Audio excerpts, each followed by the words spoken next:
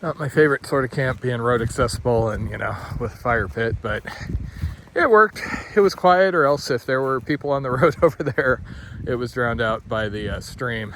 So I'm not sure if the weather changed or I just got into a different zone, but it wasn't near as cold last night as it was the previous night. Initial weather forecast I had on that side, it was supposed to be 29 the day before and then 26 last night. I don't even think it got to freezing. I had everything bundled up, all my layers on, I have my rain gear, but I have a water bottle sitting outside with just like a tiny bit of water in it, and that wasn't frozen this morning. Yesterday, I only did about 16 miles, and that includes about 2 miles of off route in order to see the falls and that overlook, which is frustrating. I did get a late start. There was a lot of mud and kind of slower going. A lot of pretty trails, especially that last section. The only reason I'm worried about my mileage, and it adds on to another concern in this section, which is there are these alternates, which are probably going faster, is I work hard to try and space myself out from other hikers. It's not that I don't like meeting people. Anybody that's run into me on trail knows you generally have to excuse yourself, or else I'm going to really delay myself talking too much. However, I don't like camping around others. Now, something like this, no big deal. If there was somebody in this site, I could have gone a few miles down, found another. But when it's circumstances like that church I got to stay in, I wouldn't have stayed in that chapel if there was another hiker there. I would have gone and camped outside, found some place where I wasn't sleeping right on top of somebody. It's just, I don't like sleeping on top of people when I'm in civilization. Apartments and everything where you're hearing people all around you just drive me nuts. And coming out into the wilderness and doing this sort of thing, my ideal campsite, I think it comes from doing so much in the Sierra Nevada. You get people who grew up used to the AT, grew up backpacking wise, used to the AT, and they're like, oh yeah, you just go to the shelter and you jam right in the middle of 8 people, no big deal. The stuff I was doing, you go up there, and if there's a tent set up at this site, you don't park right next to them, you go on to the next site. Except in very special circumstances like Red Lake or something. And then you don't have to worry about snoring. You don't have to worry about people blasting music like happened on the CNO. You don't have to worry about somebody starting to smoke like a chimney stack and just flooding your tent. There are certain people that basically want to camp around others because they find safety in numbers. I understand the sentiment. I just disagree with it because when you look at incidents that have happened, I think you are more in danger with others around than not. It's not just, okay, well, you might have somebody that's kind of off who starts acting aggressively, but it's also, you might be camping next to somebody who's kind of an idiot with their food storage. They do a bear hang, the bear gets attracted to the area and starts smacking it around, something like that. And welcome to the worst part of my day, having to put on wet, muddy shoes and socks. Fortunately, with light hikers, at least they'll dry out pretty quick. I did enjoy the trail miles, but unfortunately, while I came through a little bit muddy, but mostly unscathed, it did do a number on the tips of my trekking poles. The last couple of years, I've just gotten a new pair of poles because when they break on trail, they are a pain in the butt to replace. That's why I avoid certain brands and types and things like that. These, I'm going to have to figure out how to replace the tips somewhere ahead. Unfortunately, this was the section that had all the Trail Angel, Patreon people, etc. So who knows how long that'll be. Once these bend enough, they'll break and you'll lose that little metal tip. And then you're basically just wearing away the plastic and it'll go way, way up the pole after a while. So this is why I settled on this particular camp. It's across a little bit of a water thing from the road, so I felt a little more comfortable, even though I was technically in a car camping road accessible spot. So I am once again leaving a little on the late side, earlier than yesterday, but later than I normally prefer. I normally want to be hiking by 8 or 9 in the morning. Reason being, I'm trying a new experiment in productivity this trip. I have this funny quirk where I seem to be able to make videos on trail, obviously, as long as I keep up with it daily. I've been doing this for a couple of years, but I always come off trail with all these things I want to talk about and share. It basically kind of scratches that same itch I get from teaching the wilderness or mountaineering courses that I've done for years. But I have a hell of a time making them off trail, partially just due to the kind of mental cycle that goes on. And I was actually just talking about that in the video I was editing this morning, which was a 35-ish minute set of footage that I filmed back in February when I was in Joshua Tree. And I managed to get it out because I was in a happy place during the class, waiting for the students to arrive, but I just couldn't make it through editing. This is why that CDT retrospective, the part 1, came out like a year after I had filmed it. And it drives me crazy because I like being productive. I managed to feel productive in different ways, but one of those is, blog post videos. If I feel like I produced something, I have so many notes I've taken at various times of things I was hoping to do on video. In some cases, I have footage where I tried, but it's hard for me to get out of my head and just talk for whatever reason when I'm off trail sitting there and intentionally filming myself versus when I'm just walking along like this. So the thing I'm trying, and we'll see how this goes and how long it lasts, is basically I'm mentally healthier while I'm out on trail. So maybe I try and do some of these just doing little stops here and there throughout the day. That's where the rain gear and these couple of other videos I've been posting off and on have been coming from. I end up kind of struggling with self-doubt anytime I do those because I always feel like I want them to be more polished. I want my points to be, better organized, less filler. I hate it every time I say okay, or even worse, I basically want to be able to do legal style videos where it is highly organized, rapid fire, dense content, but I just ain't that bright. And left to my own devices, I will spend way too long trying to dig old pictures and video clips up for every point I'm making. So I'm intentionally trying to push that neurosis back a little bit and just see how a couple of videos are taken if it's more just me talking to the camera in the same style I do the dailies. I'm obviously not trying to do these to make money, get rich, etc., etc. Or if I am, I'm going about things completely wrong. It's just kind of, like I said, that desire to produce something or having something that I want to share that hopefully people find useful. I really enjoy the comments and the notes where somebody says, oh yeah, you talked about this, and then I used it. So we'll see how long this experiment works. There are phases to a through hike. This is still the early game, as I've been explaining to another person out here hiking who is new at this. And I still have a good amount of energy. In another, 1,000 miles, 2,000 miles, 3,000 miles, whatever it is, eventually it just becomes hard to keep going, or harder.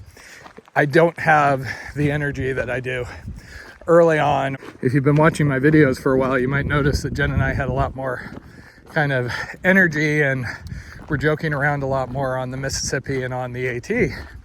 And that's because, quite frankly, those were easier. Yes, I know the AT is steeper, etc., etc. There's also a lot more supportive things along it. You can always get to a hotel.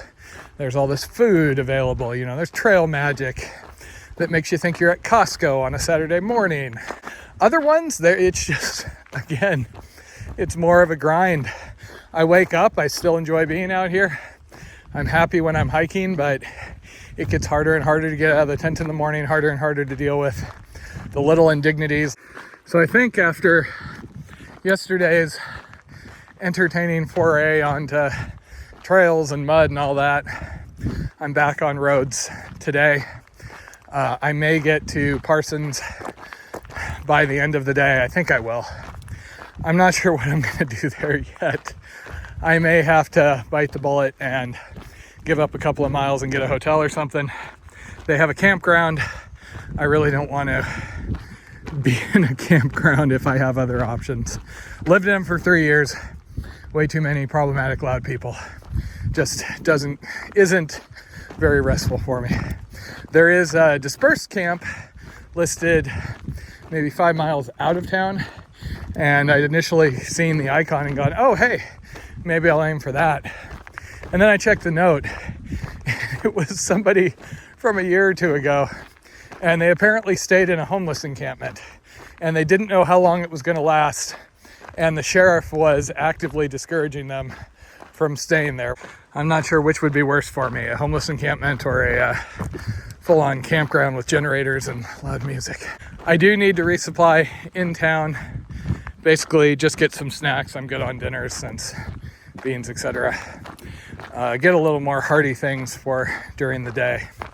And then I go on to Felipe, which is another one of those loops that you can technically shortcut. Alts exist to stay on roads, but I'm out here to hike, not to shortcut. The weather is looking like it's also trending a little more pleasant.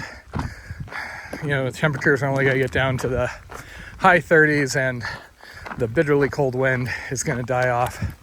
Tomorrow may have some rain, but it's just a little drizzly stuff, and I really don't mind that. In a lot of ways, that's nicer than the too hot sun.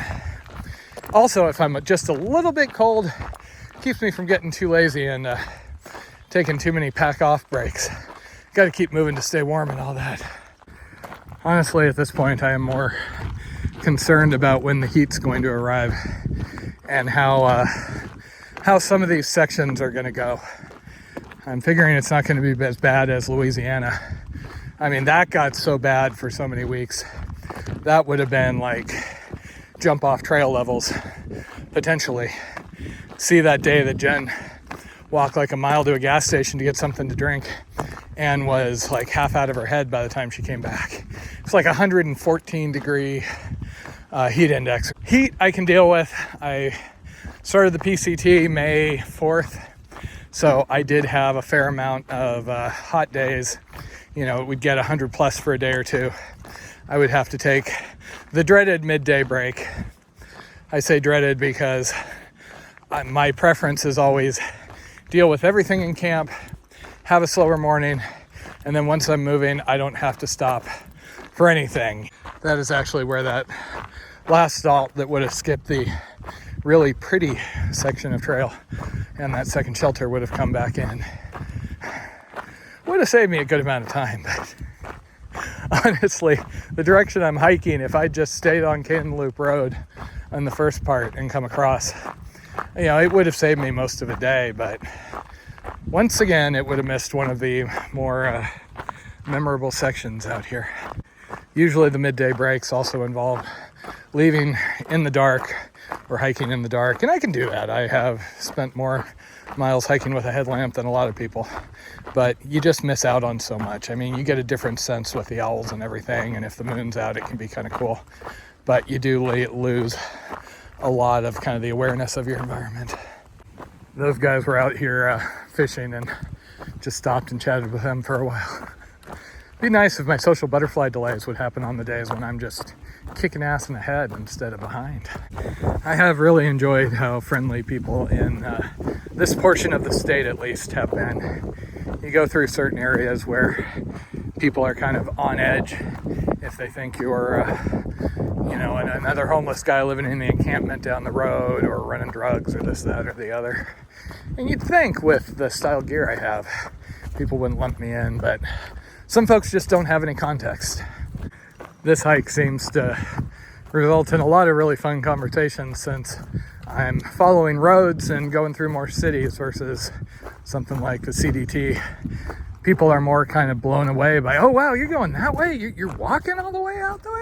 That's like a long drive. It is nice to not be stressing about water sources. This is my fill up for the morning. I'll probably carry like 1.5 liters, but I'm not gonna go crazy anymore. Probably get rid of that extra 1.5 liter bottle at some point. Okay, that was a nice little interlude. Finally got warm enough, I had to stop and take my long johns off. I'm airing out my feet because you can see right here, that's that area that I've had problematic issues before and never been able to figure out the mechanism, whether it's just rubbing or what.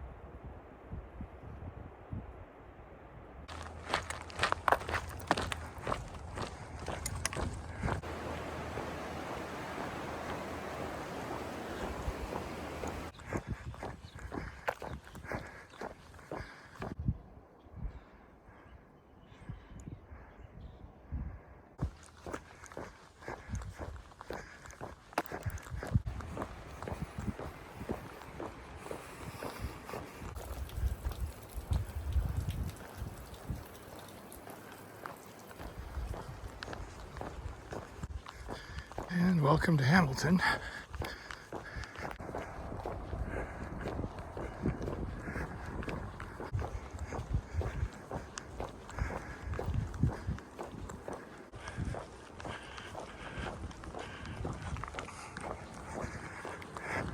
And yeah, I've totally got enough food to push it to the next town.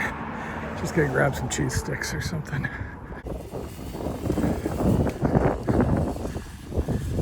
I needed supplemental food, so I just went easy and hearty. that should work for a couple of days. And now for the great gamble. I would like some town food. However, the safe chain isn't open. And I've got to make a choice from like local diners.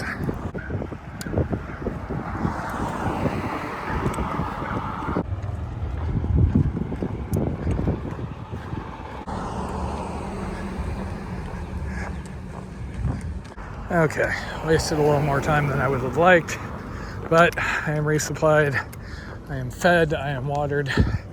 Now I just have to get the heck out of Dodge, far enough down the trail where I can hopefully camp.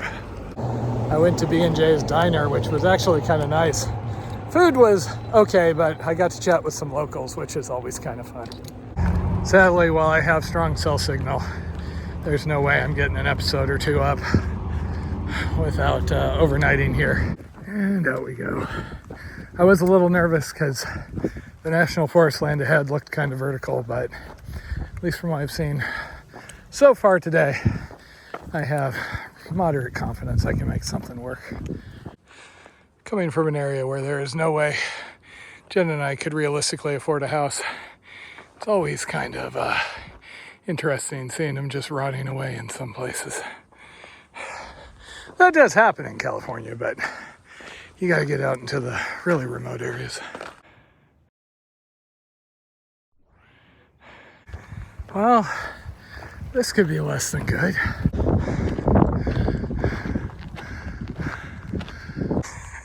The best part is if I get turned around, this rather large hill will have been for nothing. Okay, well, forgiveness versus permission, huh?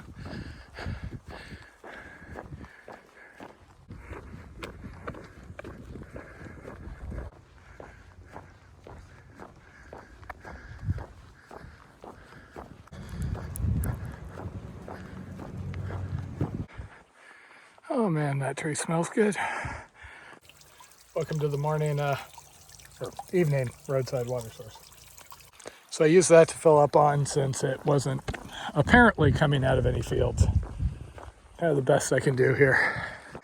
I keep watching the lights in the houses and wondering if I'm gonna get somebody coming out and offering to let me camp. But last people I talked to didn't even know there was a trail here. There is some National Forest land, a small strip.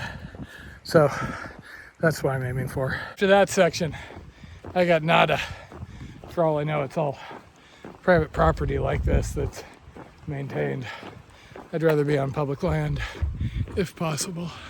Okay, and that's what I was looking for. Just have to find an accessible spot. 7:45, and this should work. I'm still gonna get out of sight, but technically I'm gonna be legal even if I was just right on the other side here. There is nothing like through hiking to make you appreciate public land. Okay, so that's the closed forest road, and here I am, tucked away, feeling very happy, safe, and secure. I got my mileage. It's going to be a near thing as far as me getting into Felipe tomorrow, but I may be able to do that and then get a hotel and then continue on without so much as a hiccup, which that would be the best thing that could happen to me. We'll see how tomorrow goes. Supposed to rain, a couple other things. Home sweet home.